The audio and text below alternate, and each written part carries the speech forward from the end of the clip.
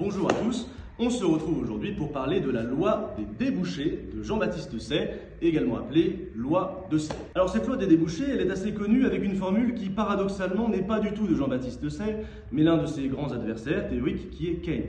Keynes résumait de manière un petit peu lapidaire la loi de Say de la manière suivante: toute offre crée sa propre demande. Quelque part, l'esprit de la loi de Say est pourtant bien résumé. La loi de Say est cette idée centrale dans la théorie classique selon laquelle l'offre conduit nécessairement à une demande de même importance, de même niveau, et donc à une impossibilité des crises économiques et à un équilibrage systématique des marchés. Mais comment se fait-il que l'offre crée toujours sa propre demande? Pour reprendre la formule de Keynes, ça explique cela de la manière suivante. Dans la théorie classique, l'offre est à l'origine d'un revenu. Ce revenu, il est soit consommé, soit épargné. Ce sont les deux possibilités qu'a un agent économique, ménage ou entreprise, de partager son revenu. La consommation, première possibilité, est une partie de la demande, vous en conviendrez. Quant à l'épargne, Say formule une hypothèse centrale, à savoir l'absence de thésaurisation, c'est-à-dire que toute l'épargne est immédiatement réinvestie. Si l'épargne est immédiatement réinvestie, l'investissement compte également comme de la demande.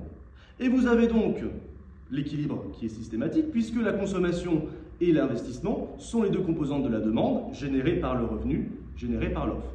Vous avez donc Jean-Baptiste Say qui démontre que quel que soit l'état de l'économie, on ne peut pas avoir de crise, notamment de surproduction, parce que cette hypothèse de non-thésaurisation garantit qu'il n'y a pas de fuite et que toute épargne est investie systématiquement dans l'économie. Alors bien sûr, cette loi des débouchés, elle est contestée principalement par Keynes en raison de cette hypothèse de non-thésaurisation. Rien ne garantit en effet que vous ne gardiez pas une partie de votre épargne pour vous-même, notamment dans un contexte d'incertitude plus ou moins radicale.